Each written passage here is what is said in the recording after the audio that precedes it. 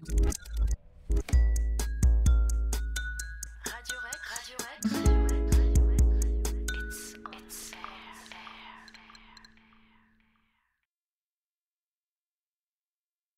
I just had to kill a lot of people. Motherfucker, say what one more goddamn time. What lawyer verbal? I am Mr. Kobayashi. Kobayashi. Cinebdo, toute l'actualité du cinéma, C'est tout ce que ça te fait quand je te dis qu'on va manger des chips. tous les vendredis à 18h30. Bonsoir à toutes, bonsoir à tous et bienvenue dans cette nouvelle édition de cette formidable émission qu'est Cinebdo. Nous sommes le 15 mars 2013 et j'aurai le plaisir de commenter l'actualité du cinéma ce soir avec nos trois compères, Maxime le hipster. Bonsoir Maxime. Bonsoir Robin, la chemise, et bonsoir tout le monde. Ouais mais moi la chemise on sait très bien que c'est permanent. Max, bonsoir Max. Bonsoir Robin. Et Enzo, bonsoir Enzo. Bonsoir Robin. Comment allez-vous messieurs ? Ça va. Ça va ? Ça va, écoute. Tranquille. On a passé de belles vacances. Voilà, exactement. C'était magnifique. C'était beau. Tout le monde s'est bien amusé. Donc, comme d'habitude après la rentrée, j'ai envie de vous dire un petit récapitulatif des vacances et on va commencer avec des news cette semaine. Donc avec la sortie de Cloud Atlas, retour sur les films des frères et sœurs Wachowski, parce que vous savez que c'était des frères, c'est-à-dire que il y en a un qui s'appelait Laurence et depuis 2005 il y en a un qui s'appelle Lana et c'est le même. Donc voilà, c'est les frères et sœurs Wachowski, il y en a un qui a changé de sexe depuis. Bon anniversaire David Cronenberg, pas un anniversaire dégueulasse cette semaine. Hein, Ouais, pour une fois. Ouais, c'est vrai que ça change un petit peu. Donc le retour sur les films, pas du box-office mais des vacances avec No, À la merveille, Spring Breakers et 20 ans d'écart.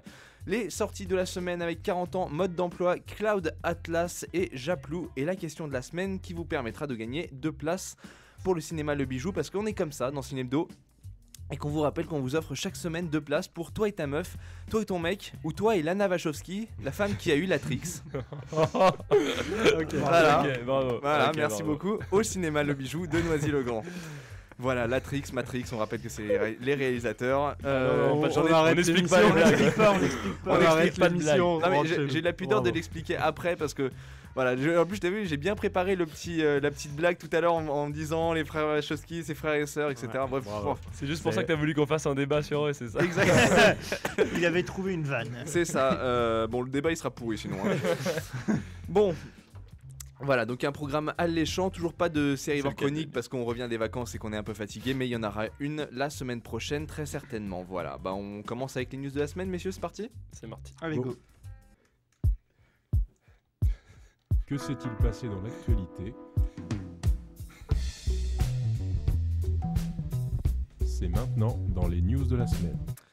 C'est maintenant dans les news de la semaine et on attaque donc par les frères donc Andy et Lana, ce n'est plus Andy et Lawrence mais Andy et Lana Wachowski, donc réalisateurs et scénaristes américains qui sont surtout célèbres pour Matrix Reloaded et Matrix Revolution qui sont sortis entre 1999 et 2003. Pour Speed Racer en 2008 et plus récemment, on y reviendra tout à l'heure dans les sorties de la semaine, pour Cloud Atlas. C'est des réalisateurs qui ont quand même, quoi qu'on en dise, un talent de la réalisation et un talent du film de science-fiction qui ont révolutionné quand même quelque chose. Et notamment, alors c'était pas les premiers à bourriner leur film d'effets spéciaux, mais vraiment se mettre dans un cadre tout numérique. Depuis Tron, moi j'avais pas d'autres souvenirs vraiment de films qui veut ça. Alors bien, s'il y avait peut-être, non, même pas. Bref, je pense à un truc, mais ce n'est pas ça. Mais en tout cas, c'était voilà, s'inscrire dans du tout numérique, chercher un scénario pour un film de science-fiction qui est un peu ultra alambiqué, etc. C'est vrai que ça faisait plaisir et leur réalisation la plus majeure, on va dire, c'est quand même d'avoir mis à la fois un film qui est alambiqué, qui a une certaine recherche, et un film qui a énormément de succès commercial. Et ça, pour moi, The Matrix, ça a changé un petit peu les choses et c'est devenu assez rapidement un film culte. En tout cas pour le premier du nom, parce qu'on sait qu'après, évidemment, tout film culte a ses fans. Le problème, c'est que Matrix Reloaded et Matrix Revolution, alors il y en a qui ont tablé sur du trop rapidement fait, il y en a qui ont tablé sur un budget qui n'était plus à la hauteur de ce que les réalisateurs voulaient. En tout cas, c'est vrai que Matrix, on va dire, si on garde juste premier du nom pour éviter que je me fasse des ennemis encore, parce que voilà, il y a les puristes de Matrix qui supportent pas ni le 2 ni le 3. Moi, j'en avais plutôt gardé un bon souvenir, sauf peut-être le 3. C'est vrai qu'il y avait c'était un peu too much. Bon, mais donc les Wachowski, ça reste quand même avec The Matrix les détenteurs de quelque chose. Et c'est vrai qu'ils n'ont pas fait grand chose derrière, parce que, alors, outre un premier film de 96 qui s'appelle Bound, je savais même pas qu'ils en avaient fait un avant, et malheureusement je l'ai pas vu et j'en ai peu entendu parler. Mais sans quoi. Ils ont fait quoi? Ils ont fait le Cloud Atlas qui était co-réalisé avec Tom Tykwer, dont on reparlera après, un réalisateur allemand. Mais sans quoi Speed Racer, c'est un mi-film, je me souviens, c'est un mi-film de dessin animé. Bon, c'est pas vraiment dessin animé, mais ça reste un film pour enfants, donc ça contente pas tellement. Et moi, Speed Racer, je l'avais pas trouvé terrible, quoi. Donc je sais pas, messieurs, voilà, ça c'était mon avis sur la question, et je propose de commencer par toi, Max. Est-ce que t'as eu certains ressentis avec Wachowski, ou est-ce que c'est des réalisateurs qui t'ont marqué? T'en penses quoi? Très honnêtement, j'ai juste vu la trilogie Matrix. Mhm. Après, je l'ai découvert un peu tard par rapport à beaucoup de monde, assez récemment, je l'avoue. Ouais. C'est vrai qu'il y a un esprit, il y a quelque chose. Après, bon, je me demande si j'aurais pas plus préféré ces films durant ma période adolescente. Ouais. Peut-être que, je sais pas, quand on grandit, peut-être que ces films, on se dit, c'était pas mal à l'époque, mais aujourd'hui, je sais pas. J'ai pas envie non plus de me faire des ennemis de Matrix. Tu veux pas le revoir, c'est-à-dire que tu l'as vu, oui, voilà, tu je l'ai dénies vu. pas, mais sans plus. Ouais, voilà, ça m'a pas plus marqué que ça. C'est pas le film qui m'a le plus marqué dans ma vie, notamment dans la science-fiction. D'accord. Maxime, peut-être? Oui, écoute, moi, pareil, comme tout le monde, la trilogie Matrix, que j'ai quand même relativement apprécié. Speed Racer aussi m'a pas déplu, c'était pas un grand film. Mais ce que je note aussi d'assez intéressant dans leur œuvre commune, on va dire, c'est les quelques références à la culture asiatique qu'il y a un peu partout, parce que Matrix, c'est quand même un film qui est aussi basé sur les arts martiaux. Ouais. Ça prend une part assez importante dans le film. Ça a peut-être même permis le succès d'un film comme Kill Bill, qui est arrivé un peu après Matrix. Et donc Ou même tous ces films de science-fiction avec beaucoup d'arts martiaux dedans. Je pense à Equilibrium avec Christian Bale de 2005. Par exemple. Exactement. Et c'est ça. Et c'est quelque chose qui me plaît pas mal. En plus, dans Speed Racer aussi, il y avait un acteur qui est Rain, un chanteur coréen qui est assez connu pour le coup en Corée. Qui était connu avant Psy et le Gangnam Style. mais voilà, en fait, ils sont assez ouverts, et dans Cloud Atlas, on en reparlera aussi un peu, mais ils sont assez ouverts à la culture asiatique, et c'est quand même une culture cinématographique assez importante, notamment pour les films d'arts martiaux, et je trouve ça assez sympa. Même Speed Racer est une adaptation d'un manga japonais, je découvre avec toi là. Mais voilà, c'est intéressant. J'ai cru lire aussi tout à l'heure en m'informant un peu que Matrix faisait des références à la saga Ghost in the Shell, qui est quand même une super série d'animés et de mangas papier. Donc voilà, c'est assez intéressant. Ouais. Enzo, plutôt que de faire jouer avec le micro. Excuse-moi Robin, tu vois tout. Ouais. Non, moi vraiment je trouve, les autres ont l'air plutôt mitigés. C'est vrai que moi je trouve vraiment ce film, ces films particulièrement cultes, je trouve vraiment que ce sont des films d'époque. Même Speed Racer, parce que moi Speed Racer je m'en souviens de m'être vraiment fait chier. Oui, Speed Racer. Je me rappelle avoir vu gratuitement, et même gratuitement ça vaut pas le coup. Oui, bon, on l'avait vu gratuitement, c'est bien toi. Oui, ah oui, c'était avec toi. Oui. Mais non, pour coup Matrix vraiment je trouve que ce sont des films d'époque, de notre époque, et je trouve vraiment qu'ils caractérisent particulièrement bien les années 2000, moi j'aime bien les films qui parlent déjà, qui parlent bien, qui traitent des réalités parallèles, c'est vrai, des questions métaphysiques, tout ça. Moi ça m'éclate, ça me fait rêver. Ouais. Mais c'est vrai que qui parle, c'est vrai que tu dis ça dans ce sens-là, mais c'est vrai qu'ils sont un peu verbeux, et c'est vrai que les frères Wachowski, frères et sœurs Wachowski, on va les appeler les Wachowski, comme ça. Très bien. Mais les Wachowski ont un côté verbeux quand même dès qu'ils scénarisent leur. C'est vrai qu'on l'avait perdu dans Speed Dans Speed Racer, Racer, mais dans Matrix, le personnage qui est joué par Lambert Wilson, notamment, je pense que c'est le modèle du mec verbeux. Et si tu veux chercher plus loin, c'est vrai que c'est eux qui ont scénarisé V pour Vendetta. Et t'as pas plus verbeux que V pour Vendetta. Et c'est vrai que on dira ce qu'on voudra, mais le verbeux, en tout cas dans le cinéma, ça crée des personnages qui sont mythiques. Je pense véritablement que tu lui enlèves les dialogues, tu lui gardes les idées, etc. Même si les dialogues font partie du personnage, je suis complètement d'accord, mais tu lui mets des dialogues un peu moins travaillés et V pour Vendetta, c'est pas exactement le succès qu'on lui connaît. C'est sûr. Bon, faut Là, lui pour enlever le de coup, tu Nathalie vois, V Portman pour aussi. Vendetta, moi j'avais bien aimé. Ouais. Donc Qui réalise pas. Alors, c'est ouais, pour ça. c'est voilà. Ouais, mais ils ont Ils ont scénarisé, puis ils ont fait bah, pas tu, mal. tu me l'apprends, tu vois. Ouais. Bah, c'était un peu leur sort de travaux. C'est vrai qu'ils ont pas énormément. On peut pas travailler sur beaucoup de choses en parlant d'eux. Mais moi, je garderais que ils ont fait des trucs assez marquants. On verra tout à l'heure, messieurs, si Cloud Atlas sera aussi marquant pour vous que l'ont été leurs précédents films. On enchaîne avec Bon Anniversaire. Bon Anniversaire, c'est sur David Cronenberg. Alors, ça nous fait un peu plaisir parce qu'on s'est tapé du Vanessa Hudgens, on s'est tapé des acteurs de troisième rôle. On n'a pas eu beaucoup de chance. Des roues. Voilà. Tu parles de mon ex. Dis donc. Voilà, on lui passe le coucou. Et donc, ça fait un peu du bien d'avoir un réalisateur donc, que je rappelle, qui est canadien, qui s'approche des 70 ans, il me semble. Et qui a fait des longs métrages que forcément vous connaissez, que ce soit Dead Zone, La Mouche, alors Faux Semblant c'est un petit peu moins connu, mais c'était avec Jeremy Irons, Existence, Spider, et c'est vrai que plus récemment que ces films ont eu vraiment un très fort impact avec History of Violence, que je pense beaucoup de monde a vu, Les Promesses de l'ombre, A Dangerous Method pour le coup qui est passé un peu dans l'ombre, j'ai trouvé, et le tant décrié Cosmopolis, dont je me ferai un bonheur de défendre jusqu'à la mort, même si je vais pas forcément ultra aimer, je le défendrai quand même. En tout cas, c'est vrai que Cronenberg, ça reste des films qui dérangent, et c'est le premier point des films de Cronenberg pour moi. C'est des films qui dérangent avant mentalement, c'est vrai que tu as tout un côté mental, etc. Et je pense qu'il s'est vraiment intéressé à du tout mental à partir de Existence, et pas forcément avant.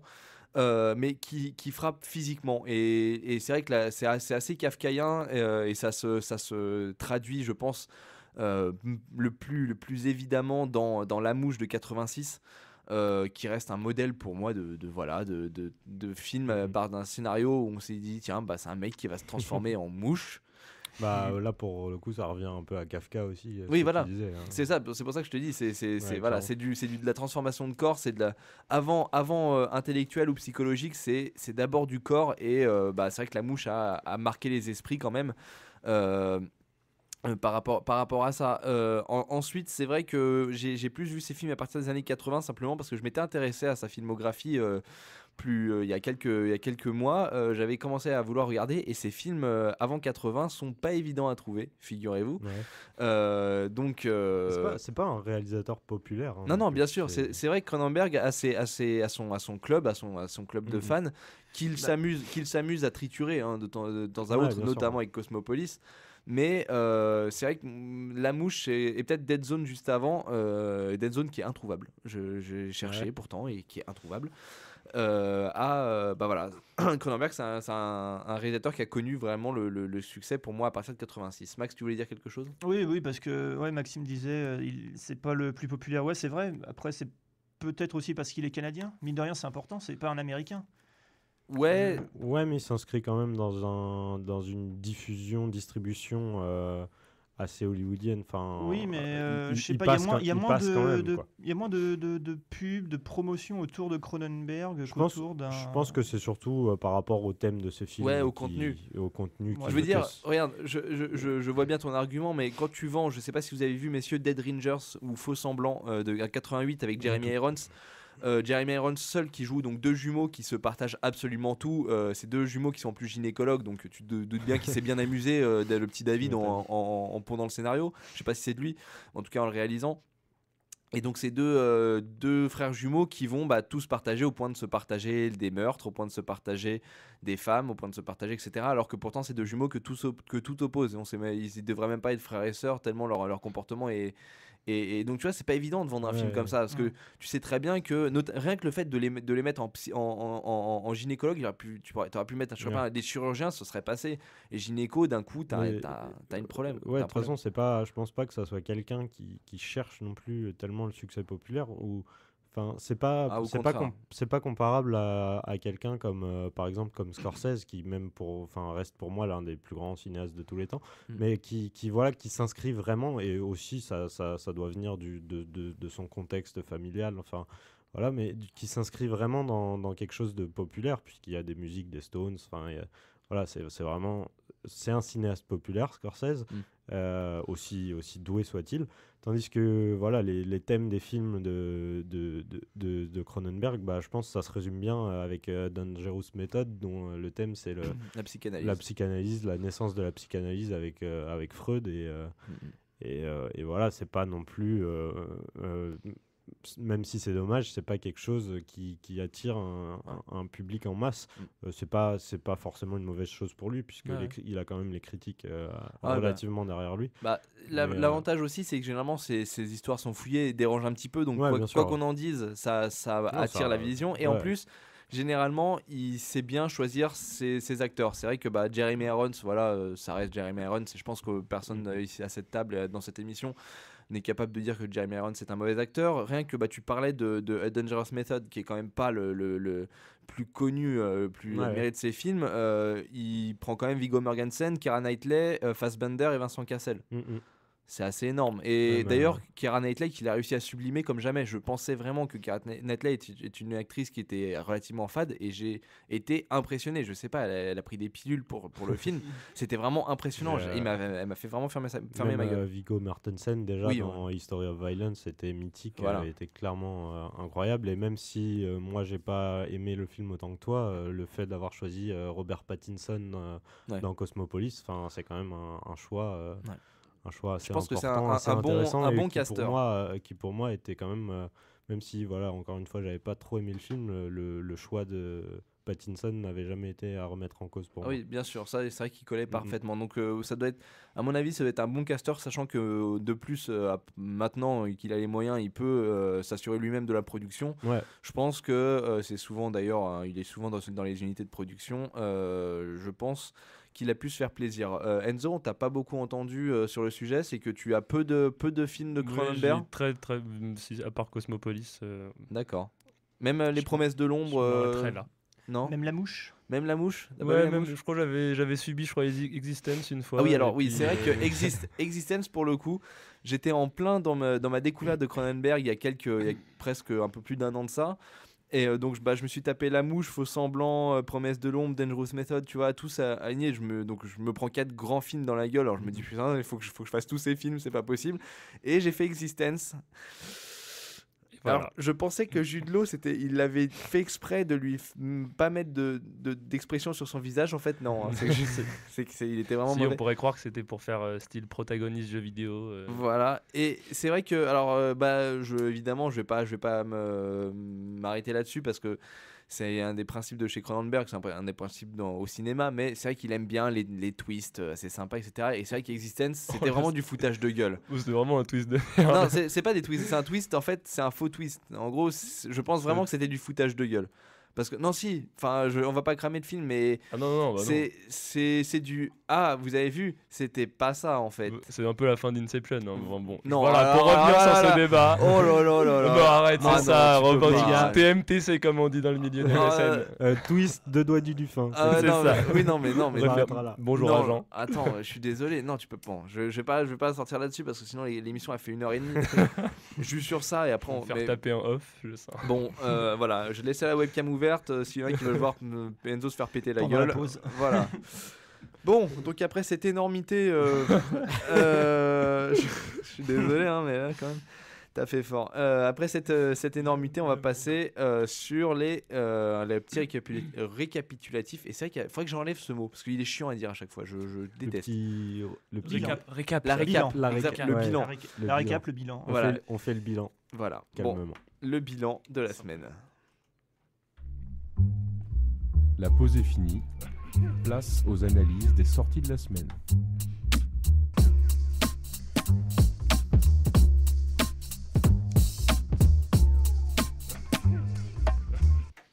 Les sorties de la semaine, donc qui sont cette semaine les sorties des vacances. Il y en a eu qu'une semaine de vacances, donc ça tombe bien, on n'a pas dû aller voir trop de films, mais on s'est sacrifié, messieurs, dames, et messieurs les spectateurs, mesdames les spectatrices, pour aller voir ces films parce qu'on n'avait pas beaucoup de temps, certains d'entre nous. Donc travailler. on a fait une journée au cinéma juste pour vous. C'était pas, fallait y aller, mais on y est allé et je vous propose de commencer par No, le film de Pablo Larraín qui est sorti en 2012. Et donc qui évoque le référendum pour le non à la réinstitution de Pinochet au Chili en 88. C'est un film avec Gaël Garcia Bernal qui a toujours autant la classe et c'est à peu près tout parce que les autres de toute façon sont des acteurs, je sais pas s'ils sont chiliens ou pas, peu importe, en tout cas ils sont chiliens dans le film. Donc c'est vrai que ce film adopte un biais particulier au niveau de la réalisation directement puisque on se retrouve avec un format 4 tiers qui n'est pas moi la dernière fois que j'ai vu du 4 tiers au cinéma je crois que c'est The Artist. Une 4 tiers pour ceux qui connaîtraient pas, c'est un format assez carré qui prend beaucoup de hauteur, c'est pas moins grand hein, c'est juste que c'est plus haut quoi, c'est dans l'habitude d'avoir des trucs plus larges, c'est plus carré, c'est un format presque télé quoi. Et voilà, format c'est télé, le format télé d'époque, et ça justifie d'autant plus voilà. ce choix puisque faut rappeler que comme tu l'as dit, c'est une campagne pour le référendum du non qui a vraiment eu lieu et c'est une campagne télévisuelle de base et qui est menée par un publicitaire incarné par Gaël Garcia. Donc voilà, pour moi ce film a encore mis Gaël Garcia encore plus haut dans mon estime puisque c'est quand même un acteur de génie. D'ailleurs j'avais un petit doute sur sa nationalité, est-ce que quelqu'un autour de la table pourrait me la confirmer? Mexicain. Ouais, c'est ce que je pensais. Il est mexicain. D'accord, bon voilà, c'était la petite info Cinébdo. Et non voilà, le film passé, même si c'est vrai que les 5 premières minutes sont un peu choquantes, on va dire, pour ce choix de 4 tiers, parce que voilà, on est habitué au cinéma 16/9 de caméra quoi. Oui, ouais, c'est ça. En plus, c'est une caméra vraiment pas terrible. C'est un truc voilà qui reproduit des images assez dégueulasses et pour autant l'ambiance est sympa quoi. Mais une fois qu'on a réussi à passer ça, c'est vraiment un film de qualité, super bien interprété. Le problème pour moi c'est peut-être comme souvent dans les films historiques, c'est de connaître la fin. En plus, la fin, c'est le titre. Oui. Là, c'est vrai que c'est assez... pour le coup. En même temps, dans beaucoup de films, on connaît la fin. Enfin, la fin est prévisible dans des tas de films. Quoi. Ouais, genre Inception. Je te lâcherai pas. Tu vas me trop aller. Je te lâcherai pas.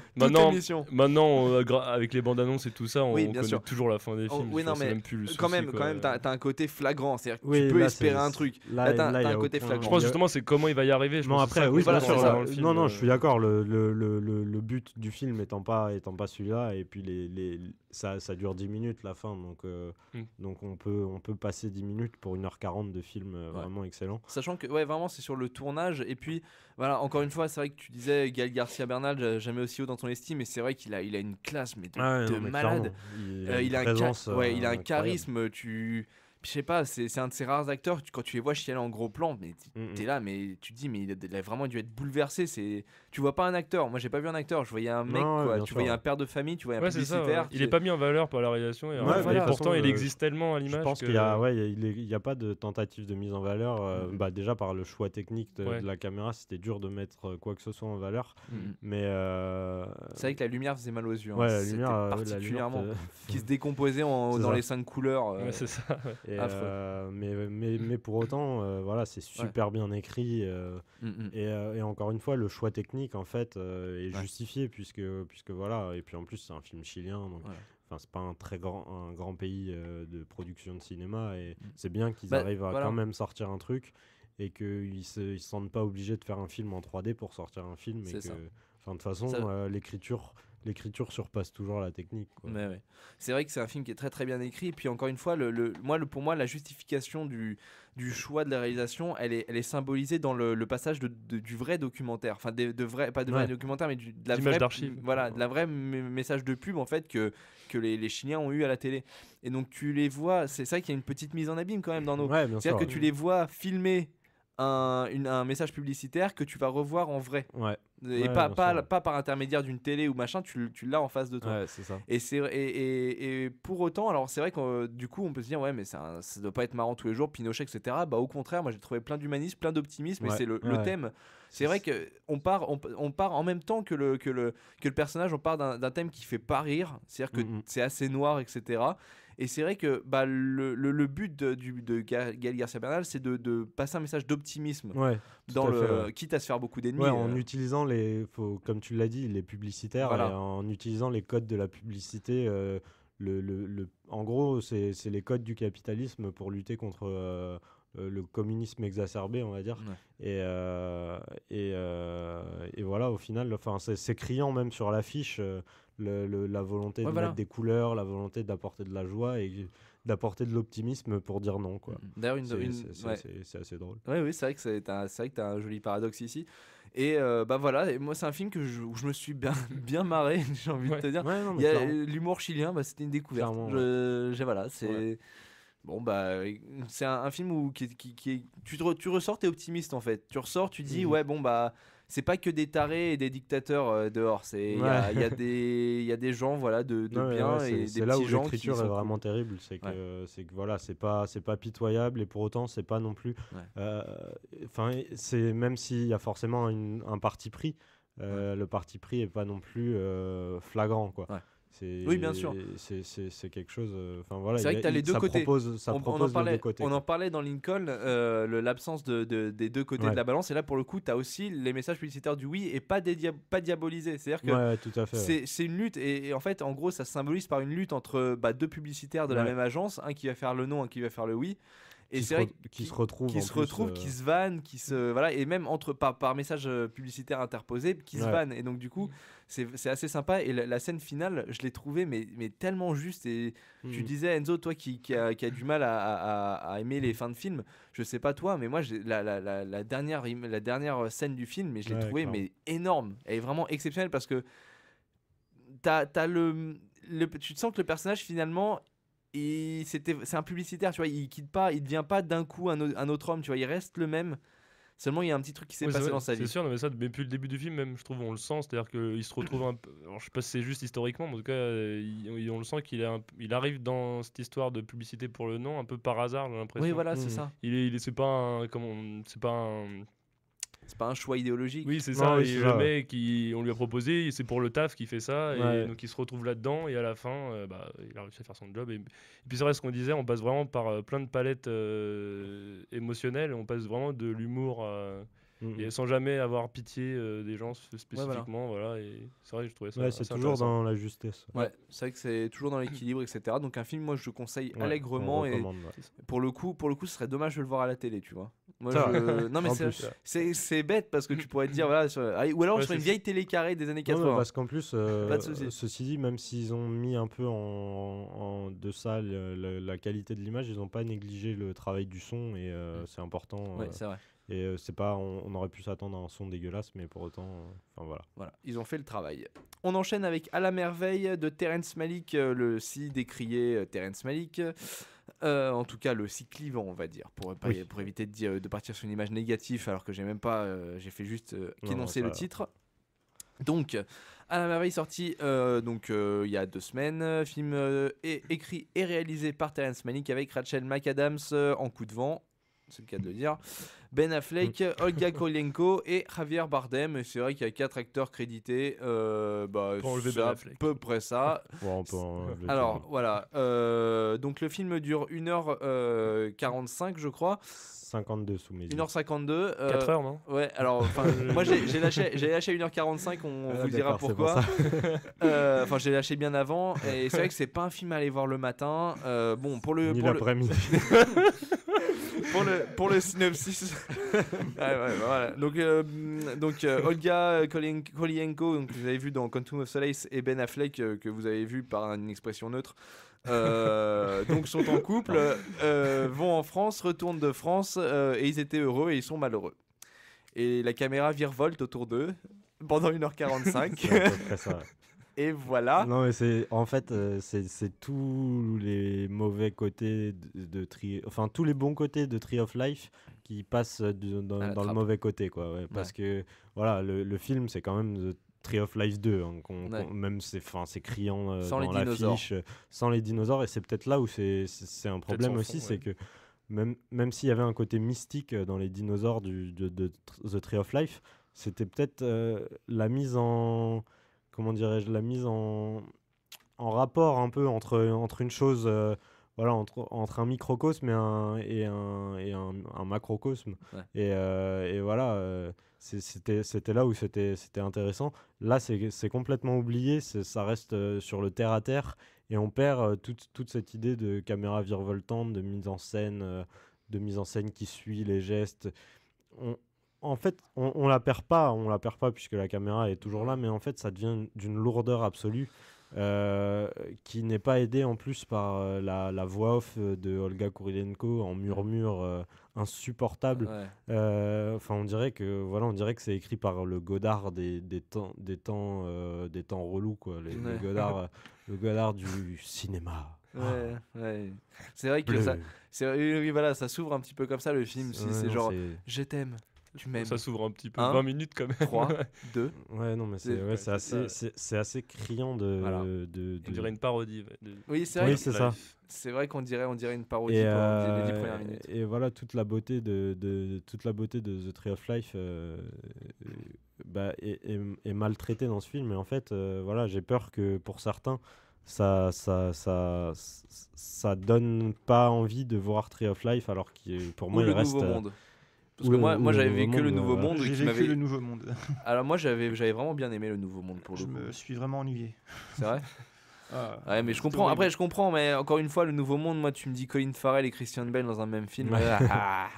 Bon, Ouais, il y a aussi outre- l'effet Brad Pitt pour moi dans Ouais. The Tree of Life. Mais outre les acteurs, je lui reconnaissais un vrai fond, Mm. une vraie rivalité de personnages, etc. Et là, c'est vrai que, Ah comme oui, tu là, disais, c'est neutre, quoi. Maxime, les personnages sont tellement enfermés dans leur microcosme que t'as vu. Les 20 premières minutes sont plutôt intéressantes. Tu vois un petit peu la profondeur, tu découvres Ouais, puis c'est- plusieurs aspects des personnages, etc. Mais le problème, c'est que tu sors jamais d'eux. Ça reste assez dingue, le Steadicam, comment c'est utilisé, parce que voilà, il n'y a aucun plan fixe. Le montage reste assez sympa, même s'il n'a plus la même efficacité que dans The Tree of Life. Mais voilà, ça n'aide en aucun cas la narration, comme c'était le cas pour moi dans The Tree of Life. Et en plus, dans The Tree of Life, il y avait une mise en relation entre le cosmos et le microcosme. Mais Mais je pense que ça, il est toujours dans À la merveille, sauf que c'est beaucoup plus subtil. Genre, Ah. j'imagine plus ici le macrocosme, je sais pas si c'est un mot on- qui est bécherelisé, mais plutôt là le microcosme, donc c'est leur couple et ils sont face à quelque chose d'universel qui est tout simplement les relations amoureuses, mais qui est quand même là, quoi. Ils sont là, eux, face à ce sentiment universel, et Tu veux dire, on les voit c'est- face à lutter. ce sentiment universel qu'on ressent dans le sourcil gauche de Ben Affleck. C'est ça, oui. C'est vrai qu'alors pour le coup, Terrence Malick a été, je sais pas, inspiré, mais peut-être logique, et il a donné 3 lignes à dire à Ben Affleck. Et Mais c'est vrai que pour le aucune coup. direction artistique pour Ah le oui, coup, oui, c'est vrai que. En plus, il est toujours à moitié dans le champ, à moitié c'est dans ça. une lumière Ouais, qui mais il y a l'était quelque pas. chose qui est assez Mais c'était pas lui, hein. C'était pas lui au spécial. départ qui devait faire le film, c'était Christian Bale. D'accord. Et bon, Intéressant à savoir. voilà. Mais je suis pas sûr qu'il aurait malgré tout pu sauver le film. Non, je doute aussi. Voyez The Tree of Life plutôt. Voilà. Ou le Nouveau Monde. Ou le Nouveau Mais- Monde, ou plein d'autres films. Voilà, ou plein de films. En tout cas, un film évidemment qu'on déconseille. On enchaîne ensuite avec le film un petit peu événement de ces vacances et de ce mois et peut-être de ce début d'année, j'ai envie de vous dire. Hors Django. Pas tant que ça au vu des chiffres, mine de rien. Pas tant que ça, tu as les chiffres là Ouais, il fait 5e au box-office. On parle évidemment de Spring Breakers. Il fait que 5e en première semaine. Je m'attendais à plus. Je te le cache pas. Ouais. T'as le nombre d'entrées précis ou Le pas nombre d'entrées, je crois que c'est 220 000 si je dis pas de bêtises. Ouais, c'est 200. vrai que. 230 000 200. presque. 230 Là, 000. je vois 277 000. Ah, pardon, Bon. excuse-moi, mes lunettes En dessous- sont en pas dessous- assez fortes. En dessous de 300 000 en tout cas, et donc c'est pas Oui. assez par rapport C'est pas- au matraquage qu'on a subi Exactement. en salle, qu'on a subi via internet, qu'on a subi dans les gares RER. Oui, on aime bien le prisme de la gare RER, mais mine de rien, ça dit beaucoup. Donc Spring Breakers, c'est un film réalisé par Harmony Korine qui avait scénarisé entre autres, il me semble, Kids et Ken Park. C'est ça. Exactement, les films de Larry Clark. Voilà, qui avait déjà fait leur petit débat à l'époque sur c'était des films presque érotiques, presque pornographiques, mettant en scène des adolescents, etc. C'était des films assez violents Voilà. et assez crus en tout cas. Voilà. Et donc là, alors ce qui faisait le buzz aussi, c'est que Vanessa Hudgens et Selena Gomez pour des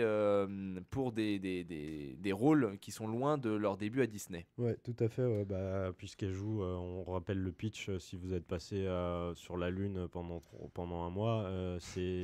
C'est l'histoire de 4 filles qui décident de partir au Spring Break. Donc le Spring Break, comme son nom l'indique, c'est les vacances de printemps aux États-Unis entre les examens, je crois. Enfin, je sais pas exactement, je suis pas spécialiste en Spring Break, mais oui, malheureusement. Mais voilà, qui justifient en gros, qui veulent partir et qui veulent s'amuser, qui veulent s'éloigner, se libérer d'un monde a priori dans lequel elles se sentent un peu mal à l'aise et Où veulent elles aller faire s'ennuient. la fête. Oui, Où elles voilà, s'ennuient, où elles s'ennuient, clairement. clairement. Où elles s'ennuient, et donc elles arrivent en Floride, il me semble, ou en Ouais. tout cas dans un endroit où on fait la fête, soleil. et elles vont se bourrer la gueule et rencontrer surtout via une petite détour par la case prison James Franco qui joue le personnage de Alien, ouais, voilà. c'est ça. Donc un dealer de drogue aussi taré qu'elle, on va dire, parce que c'est pas des enfants de cœur, hein, on y reviendra, mais Ouais. voilà, C'est même une. dès le départ, sauf Oui, c'est vrai. une en effet, mais dès le départ, c'est pas des enfants de cœur, et donc elles vont se voir ce mec et partir dans la débauche et la vente de drogue, et c'est des plans en bikini H24, des plans de clips avec des seins à l'air et des gros boobs qui rebondissent en HD, en IMAX. C'est vrai que pour le coup l'IMAX ça vaut le coup, hein. Ça claque un peu, hein. Et voilà, mais ce film évidemment ne se résume pas qu'à ça, en tout cas pas pour moi. Mais c'est vrai qu'il y a une certaine profondeur, mais cette profondeur dont je reviendrai après. Max, tu ne l'as pas senti, et j'aimerais que tu me donnes un petit peu ton ressenti sur le film. Aïe, aïe, aïe, aïe, aïe. D'accord. Je me demande si j'ai pas préféré Boule et Bill. Ouh, là il y On en va avait se battre. du boule, il y avait peut-être un peu moins de Bill. C'est possible. Deuxième meilleure Pas vanne de mal, l'histoire. Pas mal, faudra la noter celle-là. T'inquiète pas. Ouais, ouais, heureusement que c'est toi, Maxime, qui a fait le speech, parce que moi, je sais même pas si j'aurais su autant le développer. Ouais. Il y a une histoire au début, il y a une histoire à la fin, et puis pendant les 3/4 du film, il y en a pas. C'est rempli de clichés. Le seul acteur du film, à mes yeux, c'est James Franco. Ouais, et ça, on est d'accord. son jeu n'est pas mauvais, mais son personnage est caricatural. Donc c'est pas à cause de lui, mais Oui. voilà, c'est l'esprit du film qui est comme ça. Donc Ouais. ça rejoint ce que je disais, c'est plein de clichés, c'est tout le monde il est beau, de l'alcool partout, des actrices qui évidemment sont sélectionnées non pas pour leur capacité à émouvoir le spectateur, mais pour leurs formes avantageuses. Ouais, elle se bat tout le temps en bikini évidemment. Il y a plus de zoom sur les culs et les seins que sur les visages. Mhm. J'ai détesté la fin. Elle Ouais. était vraiment irréelle. D'accord. C'était hallucinant. Bon, voilà, il y a vraiment, mais vraiment rien à en tirer à mes yeux. Mhm. Je reconnais qu'il y a eu un effort de fait sur enfin une tentative d'effort de fait sur la mise en scène, mais Ouais. même là, à mes yeux, ça passait pas. Vraiment. D'accord. C'est marrant parce que là, tu as donné tous tes arguments, je suppose, et j'ai envie de te dire, en fait, oui, en effet. Mais justement. Mais justement, ouais. justement, c'est ça. Et en fait, je tiens, Tu vas je encore vais, déclencher une guerre. je vais le signaler direct. Mais j'aime ça. Je vais le signaler directement. J'ai pas vraiment aimé le film, de manière subjective, voilà. Après, la qualité intrinsèque du film, je la trouve énorme. Et je pense véritablement que ça serait vraiment bête de m'arrêter à me dire j'ai pas aimé. Et parce qu'évidemment, après voilà, c'est pas mon triple, c'est pas mon triple les Spring Break, c'est pas mon triple tout ça. Mais pour autant, est-ce que les gens pour qui c'était leur trip, ils ont aimé? Et je pense que non. Et Ouais. même clairement non. Il y a eu énormément de gens. Moi, je suis la fin du film. Il y a eu trois bolos devant qui ont fait oh c'était nul. Mais oui, évidemment, parce que la scène des nichons, elle est un petit peu au début, un peu à la fin, et entre, et ben on les voit pas complètement. Donc, quand tu dis que le personnage, voilà, le personnage il est caricatural, mais tous les personnages sont caricaturaux, et c'est bien évidemment le but du film. En plus, je trouve qu'il est anti-caricatural justement pour.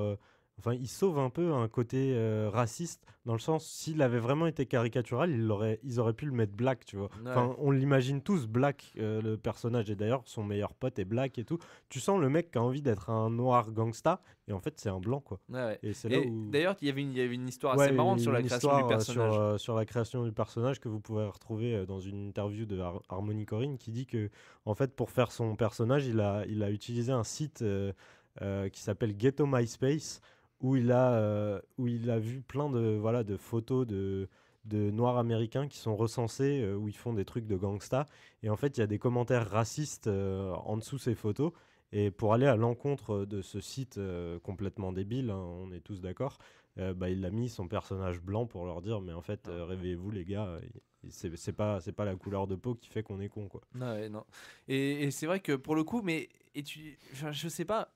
Après, c'est vrai que j'ai trouvé le film qui manquait de profondeur et j'ai trouvé que la mise en scène, notamment, on en dénotait une certaine fausse profondeur. C'est-à-dire qu'il y avait certains effets que j'ai pas achetés. Il y en a certains, oui, qui étaient vraiment sympas, mais les effets de répétition, etc., de boucle, j'ai eu un petit peu de mal à les avaler. Je trouvais que ça faisait plus tenir le film un peu plus longtemps qu'il n'aurait dû plutôt qu'autre chose. Ensuite, par contre, la profondeur, je l'ai trouvée dans certains personnages et notamment, alors pas dans les filles, parce que les filles, chacune sont une caractéristique. Voilà, il y a celles qui abandonnent, il y en a deux qui sont à peu près, qui sont complètement tarées, et pour qui, voilà, et qui sont prêtes à aller jusqu'au bout. Une rêveuse qui se rend compte à la moitié que, bah oui, tu peux mourir dans le truc, donc évidemment, elle va vers sa maman. Mais la vraie profondeur, je l'ai trouvé vraiment dans le personnage d'Alien, donc de James Franco. Ouais.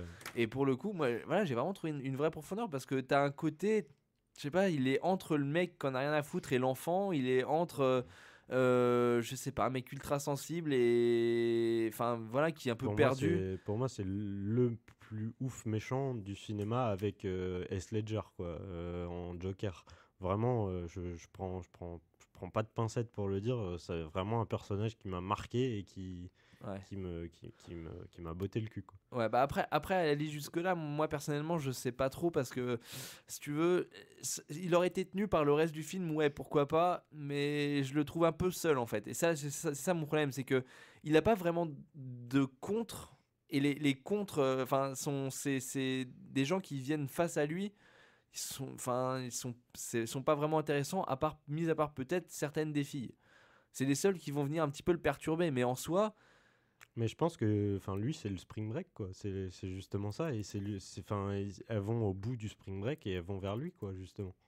Il symboliserait le spring break pour toi? Bah, quelque part, un peu. C'est l'espèce de mec déjanté qui, en même temps, est un peu un gamin. Ouais. Mais en même temps, il se rend pas compte que jouer avec le feu, bah, ça brûle. Ouais. Puis c'est vrai que c'est le seul qui a apeuré sur la scène de fin, on va pas la gâcher, mais c'est vrai que bah, il se décompose de plus en plus face à la témérité sans faille et des filles. Et c'est vrai que les filles, bah, leur témérité, elle est quoi? Elles ont pas peur de la mort parce qu'elles savent pas ce que c'est, simplement. Pour moi, c'est des enfants de 5 ans. Un enfant de 5 ans n'a pas peur de mourir parce qu'il sait pas ce que c'est la mort. Tu vois ce que je veux dire? Ouais, tout à fait. Et donc, Ouais. bah, là, du coup, t'avais cette profondeur dans le personnage. Après, c'est vrai que le film, bah, en lui-même, je l'ai trouvé intéressant dans ce personnage-là, dans quelques effets de réalisation. Mais après, il y a des fois, c'est trop, quoi. Et bah, c'est trop dans le sens où, bah, des fois, c'est vraiment caricatural pour être caricatural. Et du coup, c'est pas un discours qui me touche, personnellement. Et pourtant, encore une fois, je nie pas la qualité du film. Après, c'est quelque chose. Par contre, le film aura eu cet effet de me faire aimer Britney Spears. Ouais, tout le monde. Ouais. Et je pense véritablement, moi j'étais ému aux larmes par la chanson de Britney Spears et quand je suis rentré chez moi, je l'avoue, j'ai tapé YouTube Britney Spears. Je connaissais pas le titre de la chanson, mais je me suis mis à fond. Voilà, voilà. C'est vrai. Non mais t'as un Ouais, côté, clairement, ouais. t'as un côté comme ça. Enzo, pareil, on t'a pas énormément entendu. Tu n'es pas très bavard. Spring Breakers, j'attends un avis un petit peu complet. On a décortiqué 2-3 arguments. Il me semble que t'étais un petit peu comme moi. Tu t'avais pas forcément aimé le film, mais tu pouvais pas nier que c'était. Il y avait eu de la recherche, quoi. C'était pas du rien, c'est pas du projet X, quoi. Moi, je tiens vraiment à faire Ouais, cette et distinction-là. merci d'ailleurs d'en parler parce que le film est vendu comme un projet X.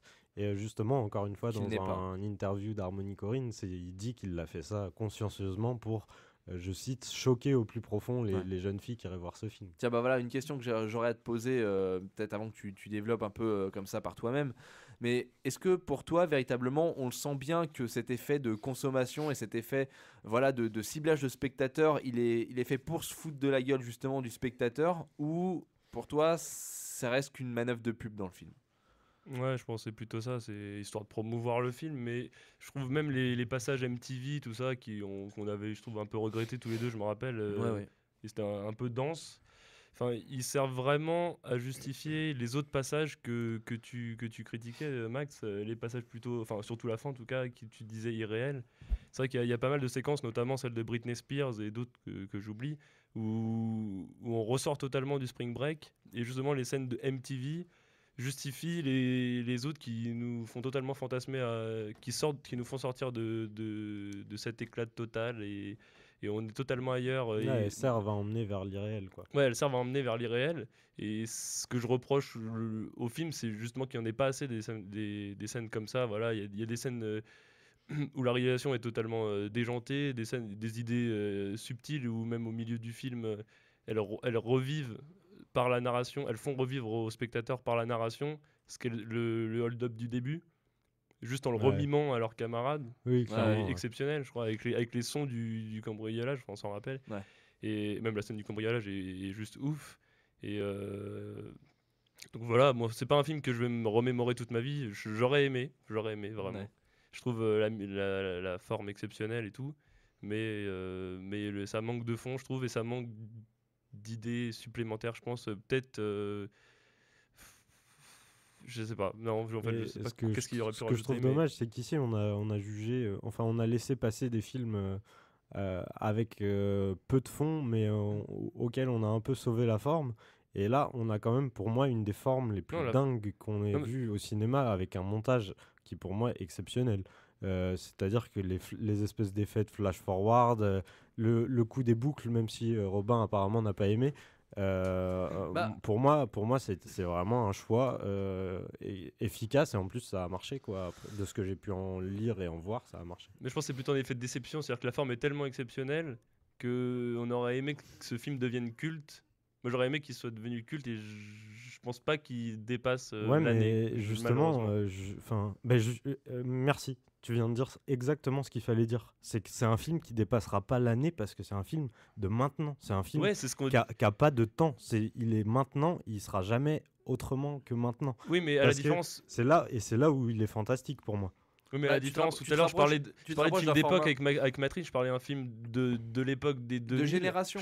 Voilà, un film de génération. Là, je pense Mais que pour c'est moi, plus- Je trouve que c'est un film de génération. c'est Mais un je trouve film qu'il de passera. génération. Oui, pareil. Mais ouais, mais Mais le générations, problème, c'est ça- qu'il passera pas l'année. Mais Je le suis truc, c'est que quasi- les générations s'accélèrent tellement aussi que maintenant, un film de génération dure 2 ans. Mad Mais- Max pourrait tenir 10 Bien ans sûr, parce que le mais- cycle était comme ça. Oui, mais ça marque Mais quand même peu l'esprit, importe. hein. Bah, Pour ça moi, marque peu l'esprit, importe. mais tu regardes n'importe qui regarde Mad Max maintenant, qu'il est moins de 25 ans, il trouve ça un peu pourri. Moi-même, j'ai regardé Ouais, Mad bien Max. sûr. On me l'avait, j'avais que des avis c'est de sûr, gens qui avaient mais- 40, ouais. 45 ans qui me l'érigeaient en monument. Et Mais justement, nous, on est dans le temps et Voilà. je sais pas, pour moi, ça nous offre la vision en plus de ce qu'on déteste par-dessus tous autour de cette table, j'imagine. Et enfin voilà, c'est là où il fait encore plus fantastique, c'est que vraiment il est dans son temps, Ouais. et que tant pis s'il s'offre pas la postérité, pour moi il a réussi à m'offrir mon année presque. ouais. Mais Ah ouais. après, pour revenir sur les effets dont tu disais, l'effet de flash forward, etc. faut dire que le Harmony, pour le coup, il est un peu mal tombé avec. Là, je parle entre moi et moi-même, donc c'est vrai que c'est un peu moins intéressant. Mais j'ai vraiment l'habitude, c'est un des effets que je recherche en permanence dans le cinéma parce que je trouve que c'est un des meilleurs effets du monde, le flash forward, etc. Rappel vite fait pour ceux qui ne sauraient pas ce qu'est un flash forward. Un oui, c'est l'effet de montrer quelque chose qui va se passer après. C'est l'inverse d'un flashback. Voilà, c'est ça. Mais c'est vrai que c'est un effet que je recherche particulièrement et pour le coup, je l'ai trouvé pas exceptionnel. Pareil, alors je sais pas combien de. Si, quand même, je sais pas. Le coup du piano, ok. Le coup du piano, ok. Après, le reste. Il l'a carrément. Non, mais voilà, de toute façon, voilà, si j'ai le coup du piano. C'est pas spoilé de dire le coup du piano. Ouais, voilà, tu ne dis rien. Bon, non, par contre, c'est vrai que le coup des transitions avec le coup de gun, le bruit du gun, ça, par contre, je trouvais ça assez ridicule. Pour le coup, c'est vrai que c'est un peu trop. C'est un peu, t'as un côté. Et encore, pour moi, je sais pas, parce que. Enfin, vraiment, ça vient peut-être du fait que j'ai pu lire la démarche et du coup je la comprends, mais dans ses interviews, il dit qu'en fait, ce qu'il a voulu faire, c'est monter ça comme un film, comme une musique électronique. Et tu es bien placé pour le savoir, c'est que la base de la musique électronique, c'est qu'il y ait des choses qui reviennent. Ouais, c'est la boucle. Mais voilà. Ouais, mais après, le problème, c'est que si t'as besoin de quelque chose qui t'explique, si c'est pas universel ce que le film transporte, c'est dommage, quoi. Ça que Ouais, voilà, en fait, moi, c'est juste que le coup de gun. La musique électronique, à son début, n'était pas universelle et ça le devient 15 ans après ses débuts, quoi. Oui, même un peu plus, mais bon. En tout cas, voilà, c'est vrai que par contre, c'est vrai que musicalement, on en a peu parlé, mais le thème de la musique, on parle pas des musiques commerciales, etc. Mais le thème du film, j'ai trouvé vraiment excellent. Ça va, sachant que c'était Skrillex, je m'attendais à moins bien. Mais c'est vrai que non, mais c'est très bien, quoi. Il a pas cherché à faire un truc. Un peu trop de, si on a un peu trop de rap, je trouve. Il a vraiment dans les scènes MTV qui sont. Ouais, mais tu vas pas mettre du classique. Non, mais il aurait pu. Oui, c'est vrai qu'il aurait pu. C'est vrai. Oui, mais c'est pas un film de contre-pied, c'est un film de son temps. Ouais, voilà, c'est ça. Oui, non, mais je suis d'accord. Oui, ok. Ça veut pas dire que je cautionne, hein. Non, mais ils ont raison. Je suis totalement. Mais je pense que ça aurait fait trop. Du coup, ça aurait fait trop foutage de gueule et tu t'y perds un peu. Si t'as pas un minimum de bornes, voilà. Bon, la borne, ça passait par du rap sur des filles qui. Bon, voilà, il aurait pu mettre du Renan, lui, s'il l'a pas fait. Bon. Pourquoi c'est comme ça. Il n'a pas préféré aux voisins les voisines. Non. Messieurs, on va terminer avec un film français que j'ai eu l'occasion de voir tout à l'heure, qui est donc 20 ans d'écart. Avec Virginie Efira et Paul Ninet, Pierre Ninet, excusez-moi, de la comédie française. Voilà, il faut le rappeler. Il y en a plein qui sont de cette famille-là, de la comédie française. C'est une grande famille. Ouais, c'est une grande famille. Bon, il y a de Rothschild, il y a de la comédie française. Réalisé par David Moreau, donc un film qui est sorti récemment. C'est vrai que c'était un film avec Enzo, on s'était dit, tiens. Je sais pas pourquoi, mais celui-là, il a l'air sympatoche. Et je voulais aller voir Oz pour être tout comment dire, honnête, mais malheureusement, j'aurais pas pu faire notre formidable émission de ce soir sans quoi. Donc, je suis allé avec grand regret. On m'a forcé, on m'a poussé. Le mec de l'UGC m'a déplié une chaise roulante pour m'amener à 20 ans d'écart. Et donc, je me retrouve face à un film avec Virginie Efira, Pierre Ninet et Charles Berling. Donc, comme le nom l'indique, en fait, donc Virginie Efira qui est Alice Lantin. Une rédactrice en chef de magazine de mode qui va devoir sortir via un hasard avec un jeune homme de 20 ans, son cadet, qui est joué par Pierre Ninet, donc de la comédie française, donc qui a le nom que j'ai trouvé absolument ridicule. C'est vrai que d'habitude, appliquez-vous sur les noms, ça s'appelle Balthazar Apfel. Bah déjà, Alice Lantin, je trouvais ça pas mal. Ouais, c'est moche, franchement. C'est un peu série policière, quoi. C'est vrai que dans les autres noms, là je les revois, c'est Vincent Kahn, Simon Meyer, Lise Duchesne, ça va, okay. Tracy Kimmel, bon bah ça marche. Bref, en tout cas, non, c'est vrai qu'ils sont pas très, très inspirés sur les noms, mais bon, c'est pas très grave. Passons et on se retrouve donc donc Alice va charmer Balthazar au début pour de faux, ensuite pour de vrai. C'est une comédie romantique. Ils vont-ils finir ensemble? Voilà, mais bon, et va-t-il découvrir qu'elle le mène en bateau parce qu'elle fait semblant au départ? On sait pas. Bon, tant d'interrogations. Justement, quand on tombe sur une comédie romantique et notamment française, c'est vrai qu'il est très difficile de sortir des gonds, des rouages, etc. Et pour le coup, bah, le film n'en sort absolument pas, ne prend aucun risque, et je pense que ça se voit bien par la réalisation, dont je vais dire 2 mots et j'en parlerai plus après. C'est une réalisation de comédie romantique.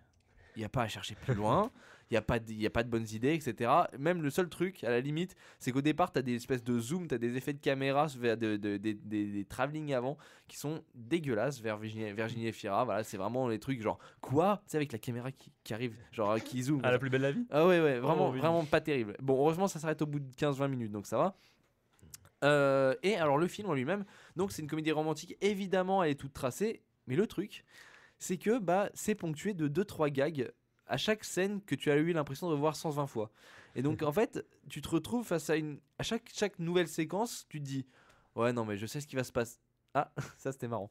Non, mais sinon, je sais ce qui va se passer. Ah, ouais, non, ça c'était marrant. Et tu vois ce que je veux dire? T'es en permanence surpris par des petites choses qui auraient. Tu te dis, mais tiens, c'est marrant, ils ont eu des bonnes idées. Et en ça, le film, je me suis vraiment bien marré devant. Et j'ai vraiment pas honte de le dire. Et je me suis surtout pas ennuyé une seule seconde. Et alors que c'était vraiment un de mes pires peurs. Et c'est généralement le genre de film, tu tu comptes les minutes passées. Sachant qu'en plus, t'es pas allé le voir de ton plein gré. Ouais, voilà, c'est réellement, ça. En plus, tu vois, tu sais, alors les 20 premières minutes, juste par fierté, t'es là, non, je l'aimerais pas ce film, non. Mais du coup, y a de ça, donc t'as le côté gag un petit peu qui reviennent et qui sont jamais les mêmes, qui sont toujours bien formulés. Bon, et deuxième, c'est en voyant la bande-annonce, j'avais peur, surtout c'était sur les dialogues. J'avais peur de trouver un truc sur 20 ans d'écart où t'avais des langages Jones. À base de yo, etc. Tu sais, des trucs où tu parles plus comme ça depuis 97 à peu près, mais écrit par des mecs de 40 ans. Et étonnamment, bah, ça passe vachement bien, et ça passe notamment par Pierre Ninet, qui arrive à faire justement il a un rôle de jeune. Alors, soit il avait le rôle de jeune yo, tu vois, soit tu avais le jeune ahuri tête en l'air. Alors, je sais pas si c'est parce que moi-même, étant un ahuri tête en l'air un petit peu, et ben, tu t'identifies, mais du coup, même je pense de manière plus universelle, ça colle bien, si tu veux. Il a le bon rôle, il a le bon jeu, il a les bons dialogues pour jouer. Voilà, ce mec, il est en école d'archi, il est en 2e année, je crois. Il est un peu, voilà, il est tête en l'air, il regarde un petit peu. Et du coup, bah, tu t'identifies vachement et les dialogues passent vraiment bien. Donc, bah, ça aide. Franchement, dans une comédie, quand il y a des mauvais dialogues, c'est affreux. Et là, pour le coup, le but, c'est pas de faire des gros gags prout. Voilà, à la Ben Stiller, presque. J'adore Ben Stiller, mais on n'est pas là-dedans. Et du coup, t'as un truc qui se veut léger et qui réussit à être léger et bon à la fois. Mais ça a été un peu une révélation, ce film, pour moi. Enfin, j'ai rarement vu, peut-être avec justement Max, tu m'en avais parlé en off, avec Populaire. Et c'est vrai que c'est un peu la même catégorie, un peu moins bien parce que manque la réalisation, manque le petit côté décor qu'amenait avec Bonheur les années 50. Mais c'était un film bien inscrit dans ses dialogues. Est-ce qu'il manque pas justement, je sais que dans Populaire, moi j'avais bien aimé aussi, il manque pas cette subtilité entre les deux protagonistes amoureux, quoi. Il y avait une sorte de je sais pas, une sorte d'amour très sous-entendu qu'on retrouve, je sais pas, cet amour un peu pudique qu'on retrouve dans Amélie Poulain, comme ça, dans les films. Non, puisque le principe de leur relation, c'est de montrer aux gens qu'ils sont en relation. Et justement, en ne l'étant pas tout à fait. Et là est le quiproquo, en fait. Là est le quiproquo qui tient la comédie, qui tient le film. Donc évidemment que non, pas subtil, mais j'ai envie de dire pas subtil, mais sert le film. Donc excusez. D'accord, et j'enlève les verbes dans ma déclaration. Voilà. Et au niveau des acteurs. Et au niveau des acteurs, Virginie Efira, que j'avais vu que en long métrage, qui était dans Cookie récemment. Oui, c'est ça. Donc, efficace. Pas d'erreur. Ouais. J'ai envie de te dire, c'est, je sais pas, c'est une Renault Clio, quoi. T'as pas une voiture de ouf, mais ça consomme pas énormément, tu peux pas trop te la péter avec. Ça consomme pas trop à la pompe. Je sais, bon, voilà. On va encore avoir des remarques d'Ave Break. Non, en tout cas, non, c'est vrai que ça te mène là où tu veux aller. Ça se gare un peu partout, ça prend les places, nickel. On a fini les métaphores peut-être pour cette. Non, non, vraiment pour le coup, voilà, il y a de la place dans le coffre. Voilà. Voilà. Non, pas de pare-choc, on dit rien. Choc. Voilà. Et les airbags. Et d'abord, voilà. En tout cas, voilà, ça. Bon, d'ailleurs, en question d'airbag, voilà, vous pouvez vous faire plaisir. C'est vrai qu'il y a 2-3 plans qui sont assez sympas. Le push-up, c'est quand même une belle invention. Enfin, donc, niveau jeu d'acteur, surtout Pierre Ninet. Et alors, c'est vrai qu'il est servi par de bons dialogues, mais c'est vrai aussi que c'est un super acteur et que en fait, on voit bien, tu vois, il reste le jeu d'acteur, etc. Je vais pas te sortir que c'est un Daniel Day-Lewis, mais les dialogues, ils sont ultra fluides. Et ça aide vachement, surtout dans un personnage de jeune. Ça aide vachement. Les dialogues sont ultra fluides et t'as toujours un petit sourire quand il parle. Et ça, c'est vrai que je me suis remarqué à faire ça. Et dès qu'il parle, t'as un petit sourire parce qu'il est toujours un peu hésitant, etc. Ouais. Et c'est des dialogues tout en hésitation, etc. Style... Tu sais, genre, elle lui demande de prendre une bière, elle fait ouais, non, je veux un Sprite parce que des bulles, c'est sympa aussi. Tu vois, c'est que des petits trucs comme ça qui te font sourire. Donc, t'as en permanence un petit sourire, t'es jamais dans le tu sais, genre le facepalm, je me prends les mains, voilà, la tête dans les mains, etc. Jusque dans la scène finale, qui était, tu sais, dans la scène finale d'une comédie romantique, tu peux t'attendre à te bouffer du gnangnan. Ouais, du gnangnan, etc. Et la scène de finale commence. Et honnêtement, je me mets une main sur les yeux parce que c'est pas possible. Je me dis, oh non, putain, le film était bien, ça va me ruiner. Il y a un petit truc. Qui fait que tu retires ta main et tu fais, ok, ça marche. Donc, un film que je conseille, faut avoir envie d'aller le voir quand même. Parce que bon, c'est pas non plus un must, mais. Surtout qu'il y en a plein, quoi. Donc tu situerais par rapport aux récentes comédies, aux récentes comédies, à part Populaire, je crois que c'est l'année dernière, je perds déjà c'était en mois de décembre, novembre, je sais plus. Comédie, à part cette psychopathe. Ouais, et qui joue dans une autre catégorie. Ouais, voilà, c'est encore une autre catégorie. Ouais, donc, dans le genre comédie romantique, je crois que c'est même depuis ces dernières années, hors comédie romantique américaine, parce qu'ils ont d'autres codes, c'est d'autres moyens, c'est autre chose, c'est quand même, voilà. Mais en comédie romantique légère, on va dire. Il y en a eu plein, c'est pour ça. Il y en a eu plein. Le petit mouchoir, il y a eu mais moi, l'arnaqueur, il y avait eu. Non, mais voilà, pour situer. ça sera un autre débat. Mais moi, il m'a enthousiasmé. Et voilà. Et encore une fois, même. Le casting est bon. C'est vrai qu'il y a pas mal de trucs pas mal. Même Charles Berling est bien. Charles Berling qui était pour moi le seul point noir le prénom, que je trouvais un peu trop théâtreux. Et là, il s'est amusé. Tous les acteurs sont bien éclatés. Donc je suspecte d'ailleurs 2-3 scènes qui ont été rajoutées qui n'étaient pas trop dans le script. Je pense qu'il y a une part d'impro, une part tiens là, on laisse la caméra tourner, on voit comment ils se démerdent. Et donc du coup, tu as un côté, c'est un film qui est très naturel. Et comme pour un film léger, pour moi c'est le seul critère presque. Parce que évidemment, tu vas pas chercher de la profondeur, tu vas pas chercher des gros gags, tu vas pas chercher un truc qui te marque, mais tu vas chercher un truc que tu regardes, voilà, qui coule. Ça coule, c'est fluide, ça swing, splitch. Voilà, c'est voilà. Un film splush, quoi. Un film. ça dépend combien de temps Virginie Fira est à l'écran. Bon, après tant de vannes sexistes, on va se faire. Il est temps d'inviter une fille dans cette émission pour qu'on ait un peu de limite. Je pense aussi. T'y toucheras pas, Enzo, hein, tu sautes pas tout de suite dessus. Voilà. Berlinoise. Bon, une jeune berlinoise. Justement, on va se mettre un petit peu de musique berlinoise pour la pause. Et on se retrouve dans 4 minutes à peu près. Paul Kalkbrenner, Sky and Sand. Et on se retrouve pour les sorties de la semaine et la question de la semaine qui vous permettra de gagner 2 places pour le cinéma Le Bijou. A tout à l'heure. When the world is at its rest, you will find me in the place I know the best. Dancing, shouting, flying to the moon. Don't have to worry, 'cause I'll be come back soon. And we build up castles in the skies and in the sand. Design a whole world, ain't nobody understand. I found myself alive in the palm of your hand. As long as we are flying, all this world ain't got no ends.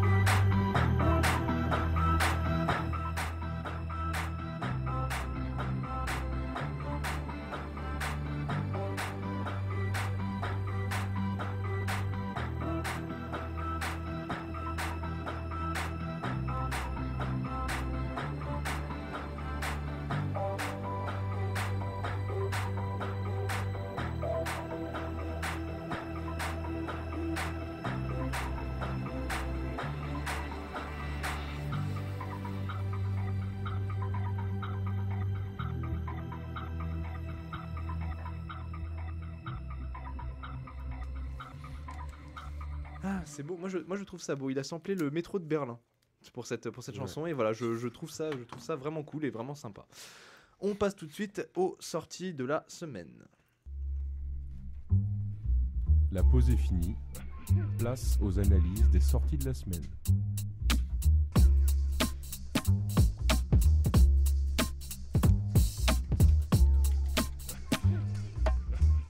Les sorties de la semaine et on va commencer avec 40 ans, mode d'emploi, un film écrit et réalisé par Judd Apatow.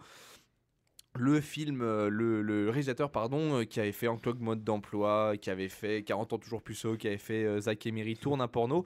Il me semble donc un film, une comédie évidemment, avec à peu près tout ce qui se fait d'apatesque, on va dire, dans le registre de la comédie. C'est ses habitués, c'est fait plaisir au niveau du casting et c'est vrai qu'il a ses petits habitués, ses petits poulains. À savoir Paul Rudd, Leslie Mann, Jason Segel, Megan Fox. Ça pour le coup c'était un ajout. Chris O'Dowd dont j'avais parlé pour la série The IT Crowd. Il était dans le film.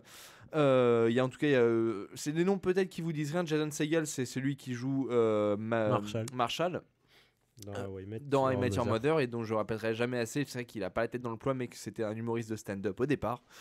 Donc c'est un mec très rigolo. C'est vrai que moi j'aime beaucoup. Au départ. Excellent. Il est excellent, il est énorme. En tout cas, on dirait que j'ai pris de la coke là. 40 ans, mode d'emploi. C'est Berlin Calling. Ouais, voilà, ça fait tout. Oui, la musique que j'ai passée était extraite du film Berlin Calling avec Paul Kalkbrenner, voilà. 2006. Donc 40 ans en mode d'emploi, j'allais dire 40 ans toujours plus tôt. 40 ans en mode d'emploi qui surfe un petit peu sur les films d'Apatow. Alors donc je suis allé le voir tout à l'heure.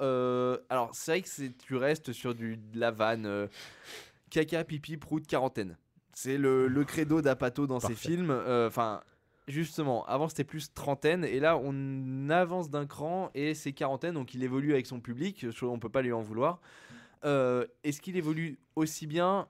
Je sais pas. Déjà, 2h14 pour une comédie, comme pour une comédie caca-prout, c'est un peu long. Il y a des rebondissements, on se fait pas chier, etc. Mais c'est un peu long et c'est vrai que on passe beaucoup sur tous les jeux de dialogue, parce que Apatow c'est presque que ça, hein, c'est des jeux de caractère et de dialogue. Et là du coup, encore une fois, on a ce problème du microcosme. Et même s'il est plus élargi que dans À la merveille, par l'intermédiaire des amis, etc., t'as un peu de mal à sortir. Et c'est vrai qu'on aurait aimé que ce couple qui cherche à oublier qu'ils ont 40 ans et à oublier que leur amour se flétrit un petit peu, on cherche un petit peu à oublier qu'ils ont un autre monde aussi. Et je trouve ça un peu dommage. T'as toujours ce côté... T'as toujours ce côté grinçant dans les comédies d'Apatow, que ça soit dans 40 ans toujours plus tôt, que ça soit dans Zack et Miri tourne un porno, etc.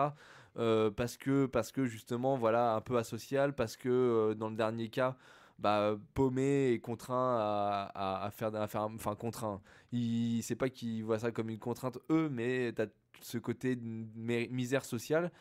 Et là, tu le retrouves pas du tout. C'est vrai que c'est des gens qui sont plutôt bien encadrés dans leur univers social. C'est une famille qui voilà, ils ont 2 gosses, c'est de la classe moyenne, ils sont plutôt à l'aise financièrement, quoique, mais ça se ressent pas tellement. Et j'ai trouvé, c'est pas tellement les gags moins bons, mais la contrepartie que j'ai toujours aimé avec Apatow sur cette contrepartie réalité sociale des personnages, on l'a retrouvée un peu moins, elle était un peu moins grinçante. Et du coup, les gags perdaient un petit peu de leur valeur parce que les gags se basent là-dessus, sur ce contraste. Et c'est vrai que c'est un contraste qui était un peu moins bon. Après, j'ai pas aussi énormément adhéré au personnage de Debbie, donc la femme de Pete, pardon, qui est interprétée par Paul Rudd. Je l'ai un petit peu moins accroché.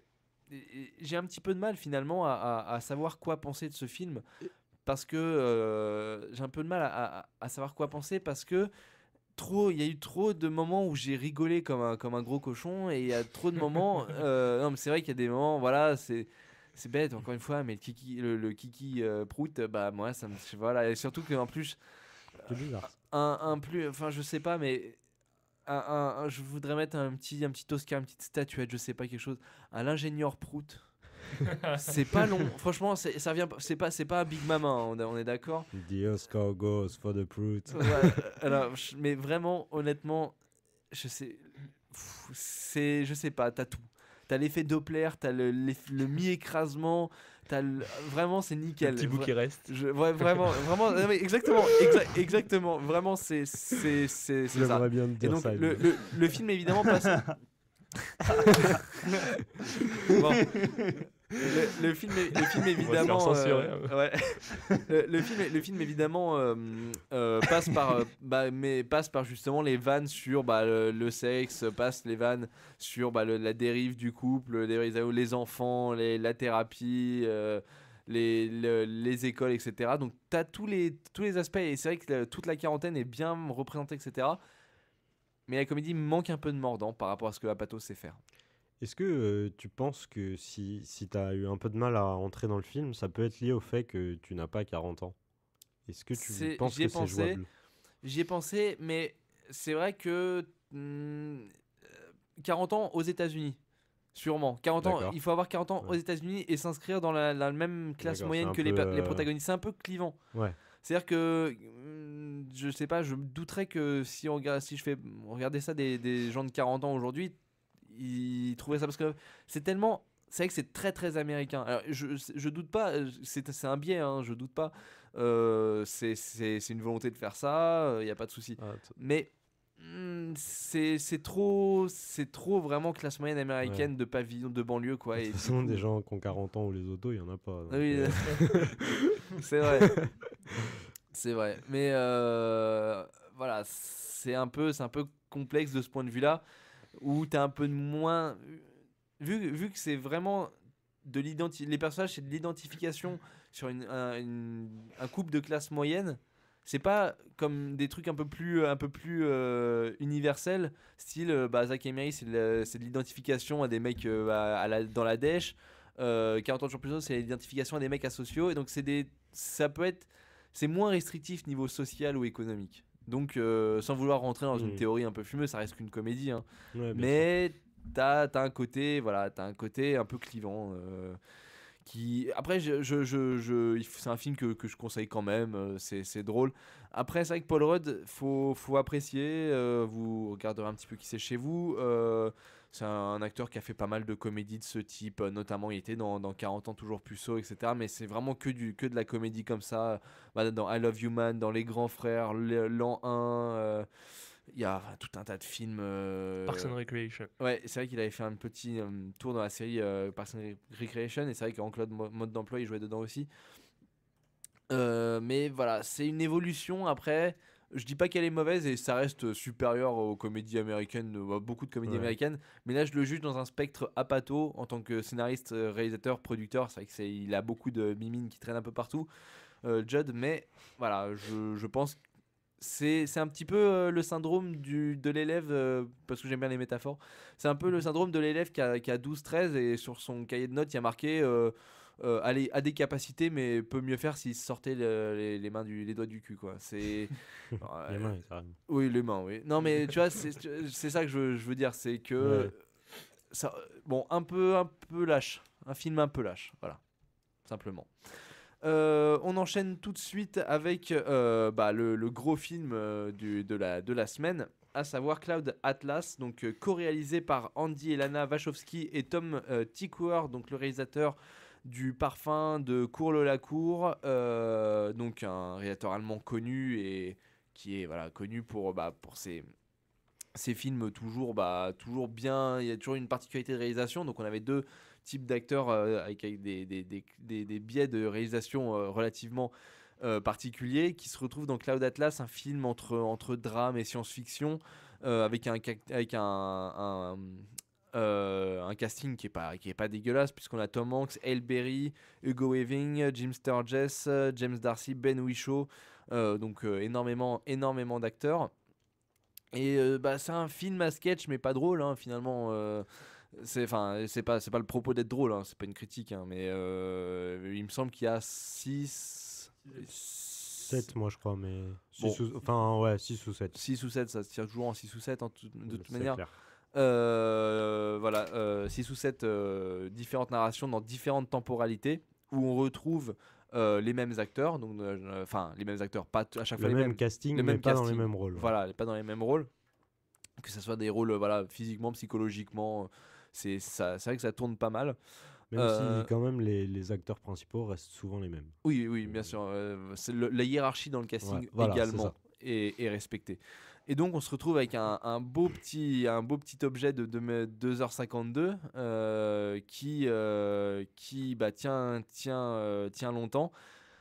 Messieurs, premier avis, est-ce qu'on s'est ennuyé pendant ces 2h52?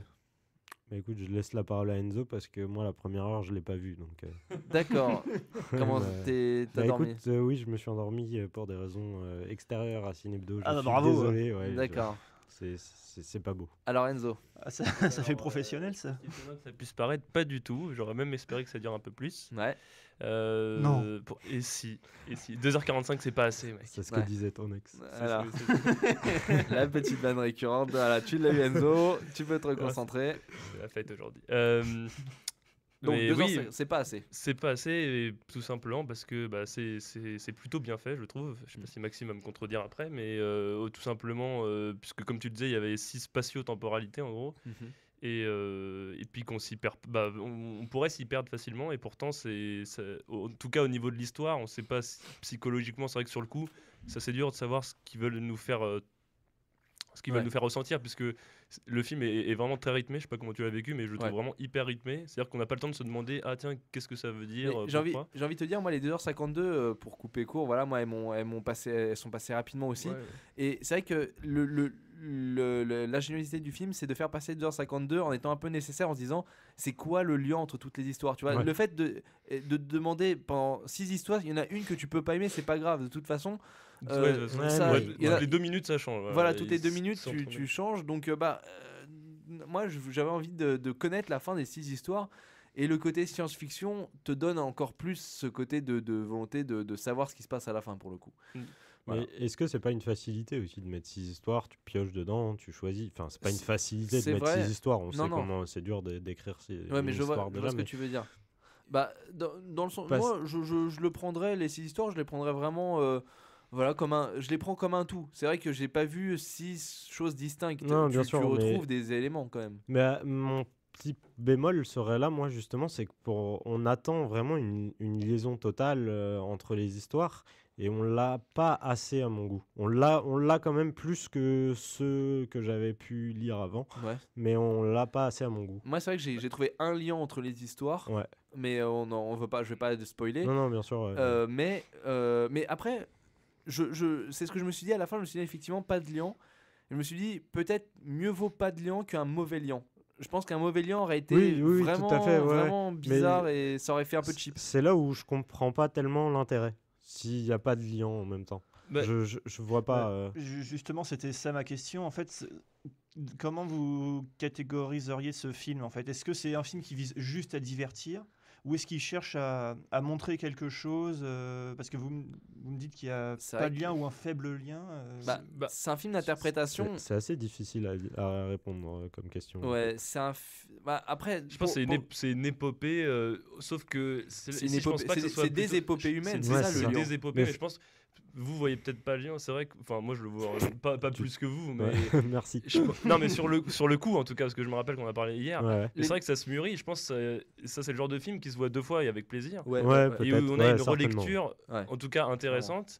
Et pour le coup, c'est vrai que c'est non pas des épopées, mais plutôt je pense une grosse épopée parce que c'est vraiment le lien en fait principal, c'est que le pitch du film en gros, enfin ce qu'il répète sans cesse en gros, enfin le thème principal en tout cas c'est la rébellion, puisque à Ouais. chaque fois dans chaque Mhm. histoire le but c'est Oui, ils veulent c'est s'émanciper de ouais, leurs bien sûr. conditions.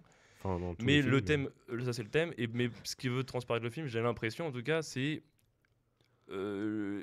qu'est-ce qu'il y a après la mort, où vont les corps, où vont les âmes, et c'est justement à travers Ouais. ça, enfin les réalisateurs nous montrent ça à travers les 6 temporalités en fait. Donc on voit des personnages et des personnalités précises dans une époque, et qui à travers les âges et à travers les espaces même se réincarnent À travers les genres aussi. oui, à travers les genres même, pour ça c'est Ouais. pour Ouais. Bah, pour certains acteurs, et entre guillemets, ils ressuscitent dans Non, mais- d'autres histoires, dans d'autres corps, et on voit une sorte d'évolution. C'est-à-dire que par exemple, pour te citer un exemple, j'ai malheureusement peut-être spoilé, enfin pas trop, on a Tom Hanks au début qui est dans une des spatio-temporalités, qui est une sorte de couard, puisqu'il laisse quelqu'un mourir de façon lâche. Et au fur et à mesure du film et au fur et à mesure des spatio-temporalités, il va évoluer. Donc il passe du scientifique, je ne vais pas spoiler qu'est-ce qui lui arrive. Il passe aussi par un médecin un peu véreux. Et Par un écrivain complètement taré, j'ai aussi, kiffé oui. cette scène était c'est vraiment vrai. énorme. Et il finit par, en gros, une sorte d'évolution, et il finit par sauver quelqu'un à la fin, dans sa même spatio-temporalité. C'est-à-dire grâce aux autres spatio-temporalités, il a évolué dans la sienne. Quoi. Ouais. C'est Donc, vrai, c'est vrai. Il y a une sorte de linéarité. En fait, c'est une sorte comme tu dis, le plus important, c'est de le revoir presque. Oui, il faudrait bien évidemment ça. Voilà, ça. On peut pas réfléchir à ça pendant le film parce que il est hyper rythmé au niveau du récit. Et c'est vrai que si on lâche 30 secondes, même le temps de manger des Pimps, on perd tout. On perd quelques indices précieux, quoi. Mais voilà, il faut le revoir. Mais je pense vraiment que le film n'est pas éclaté. Il suit vraiment une linéarité qu'on peut retrouver dans d'autres films. Ce que je trouve dommage, mais en même temps intéressant, c'est qu'il soit éclaté justement par les genres. Tu vois, c'est-à-dire qu'il y a vraiment des spatio-temporalités extrêmement différentes qui sont caractérisées par en plus des genres de cinéma différents. Ouais, il y a des moments où c'est un peu polar. Oui, bien sûr. Bah, au moins, ça justifie bien le changement de temps. Mais je trouve que c'est un peu du service, c'est un peu du buffet à volonté et tu pioches ce qui t'intéresse, quoi. Bah, le livre est écrit comme ça. Enfin là, c'est pas eux qui ont choisi ça. Oui, mais on est dans une émission de cinéma. Non, mais je suis d'accord, mais je veux dire, eux, ils ont le script, ils ont décidé d'adapter ce script, on peut pas revenir sur l'histoire qui, elle, est éclatée en 6 scénarios, quoi. C'est ça que je veux dire. Oui, mais après, eux, ils ont choisi de diversifier les genres. Bah, après, il y a un parti pris aussi. Je vois ça plutôt comme un point positif. Je vois ça plutôt comme un point positif. Oui, non, mais moi, vraiment, c'est l'effet buffet à volonté qui me gêne un peu, c'est-à-dire, voilà, bon, tant mieux, au moins ça propose vraiment. Enfin, mais pour moi, c'est le meilleur moyen de plaire à tout le monde et c'est le meilleur moyen de justement pas tellement prendre de parti pris, en fait. C'est vrai. C'est vrai qu'il y a ce côté-là, mais après. Non, mais après, ça m'a. Il plaît. À savoir que voilà. Bah, savoir que pour le coup, ça a réussi. Au contraire, quoi. je trouve que la pluralité des genres est un parti pris, je trouve, et dangereux pour le coup, puisque on a quand même on divise 3 heures par 6, on a quand même au moins 20 minutes. Oui, mais t'es sûr de trouver ton public dans n'importe lequel. Moi, je sais qu'il y a des histoires qui me marquent plus que d'autres. Oui, non, bien sûr, mais voilà, forcément. Mais pour le coup, il y a un genre précis que t'as pas aimé. C'est vrai que c'est un biais pour gagner le spectateur, mais c'est un biais aussi qui peut en faire perdre parce que je m'y retrouve plus, je comprends pas. Oui, aussi.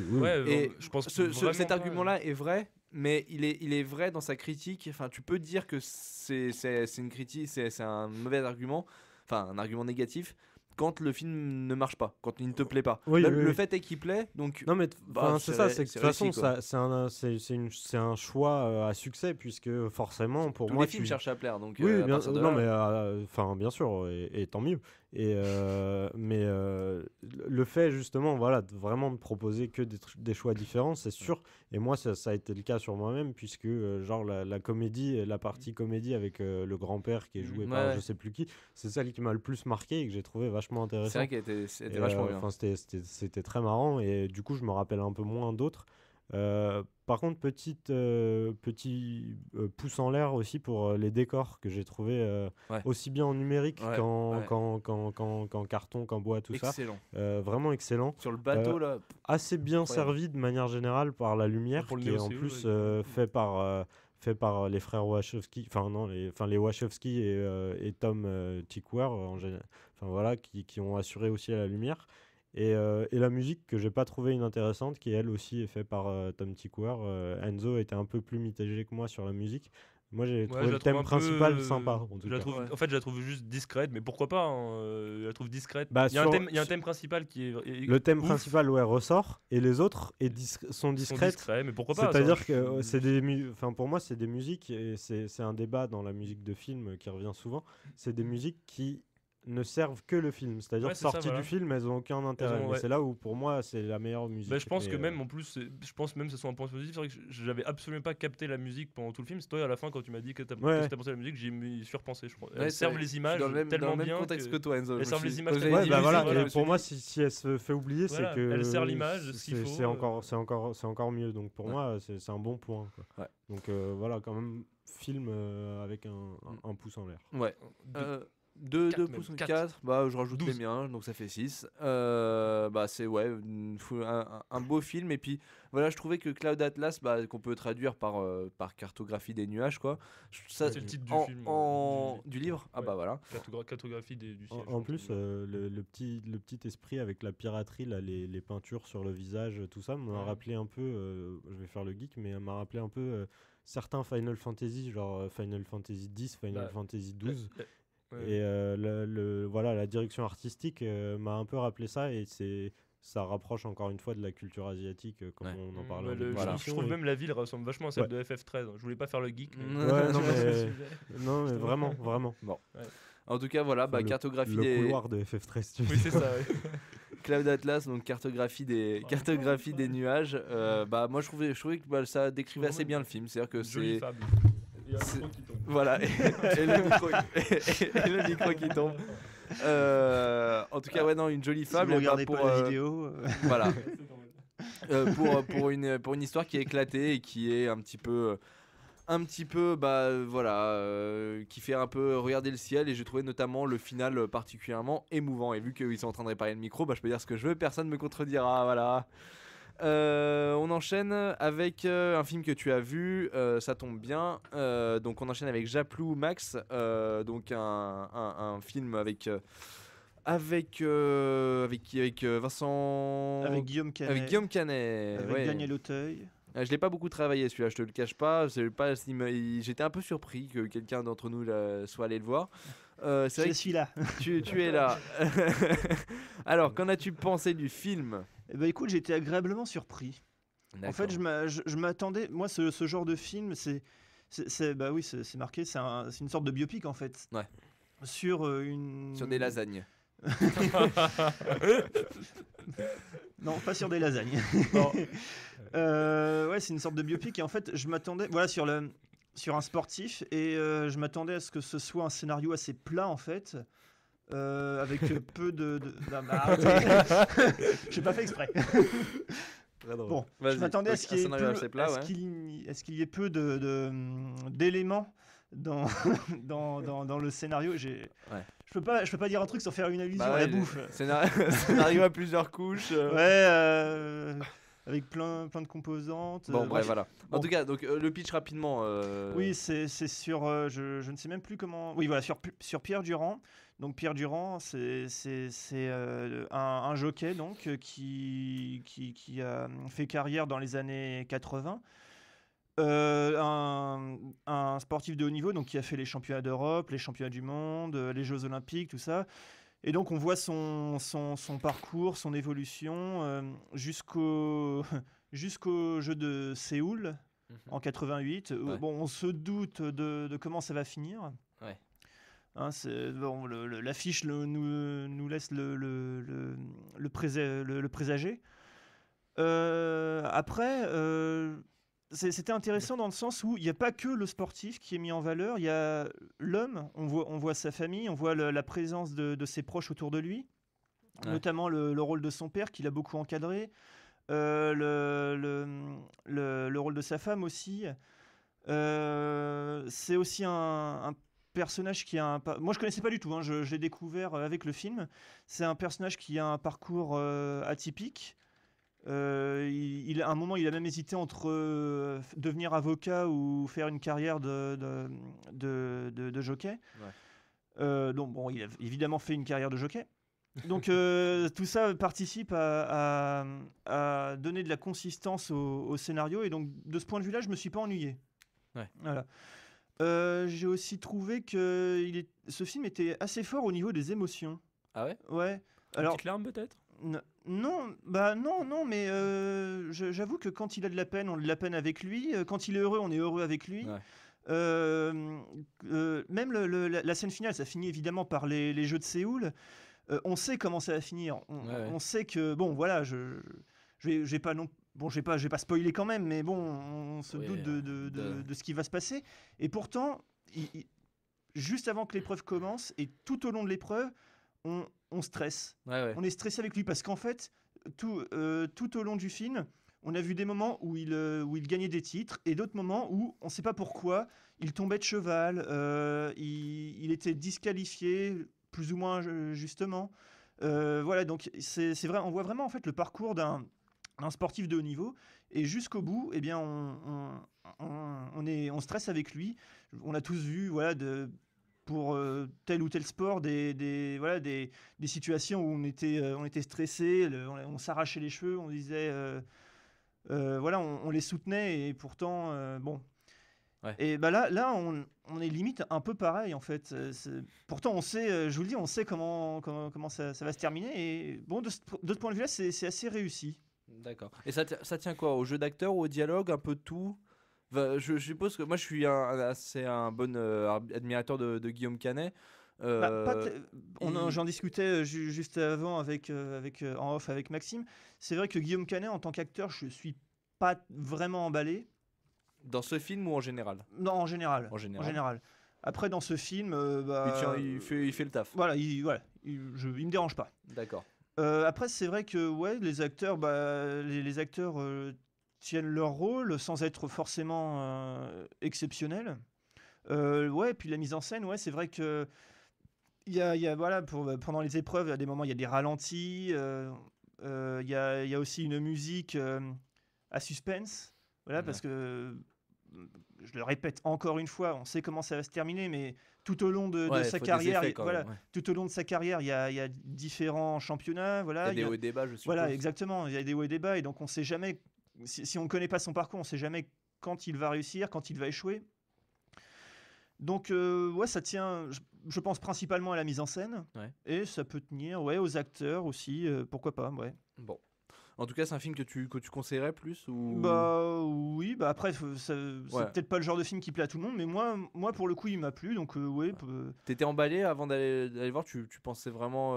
Bah moyennement. Honnêtement, bon, donc c'est une bonne surprise, quoi. C'est une bonne surprise. C'est pas un film qui moi, je mettrais un pouce en l'air. D'accord, tu mets un pouce en l'air, ça marche. Bah écoutez, messieurs, on va conclure avec la question de la semaine. Envie d'aller au cinéma? C'est l'heure de gagner 2 places pour le cinéma Le Bijou avec la question de la semaine. La question de la semaine qui vous permet de gagner chaque semaine 2 places pour toi et ta meuf, toi et ton mec, ou toi et Lana Wachowski, la meuf qui un jour a eu la Trix, je me répète. Elle est quand même vachement bien, j'étais content de moi. On peut même la refaire la semaine prochaine. Ça marche, quand on commentera le box-office, on la refera. Donc Cinéma Le Bijou qui est juste en face de la mairie de Noisy-le-Grand. Donc la question est la suivante: quel est le nom de l'acteur de la comédie française qui joue dans 20 ans d'écart? Donc la comédie française, on l'a dit tout à l'heure. Le nom du comédien, vous allez sur la page sur radio-recc.fr, sur la page de Cinebdo du 15 mars 2013, spécial récapitulatif des vacances, ou alors dans podcast et puis Cinebdo. Vous allez en bas de la page, il y a un formulaire, vous mettez votre nom, votre prénom, votre email, votre téléphone, la réponse à la question, et on vous offre 2 places donc, pour aller au cinéma Le Bijou, voir le film de votre choix. On vous déroule le tapis rouge et vous avez juste à donner votre nom de famille et vous êtes pris dans le cinéma. C'est un très joli cinéma, encore une fois, j'en fais la promotion parce que c'est vraiment bien. Et messieurs, encore une bonne émission ce soir. Parfait. Super, on a fait le tour des films. Très bien. La semaine prochaine, on reviendra avec encore plus de films, encore plus de critiques, encore plus de mauvaises points, encore plus de blagues, encore plus de places. Non, toujours le même nombre de places par contre. Faut pas déconner. On se quitte avec Utah Jazz, Take No More, de la drum and bass pour finir, parce que vous savez que j'aime bien finir avec de la drum and bass et sans bégayer. On se retrouve la semaine prochaine. Salut les cocos. Bye. Bye, salut.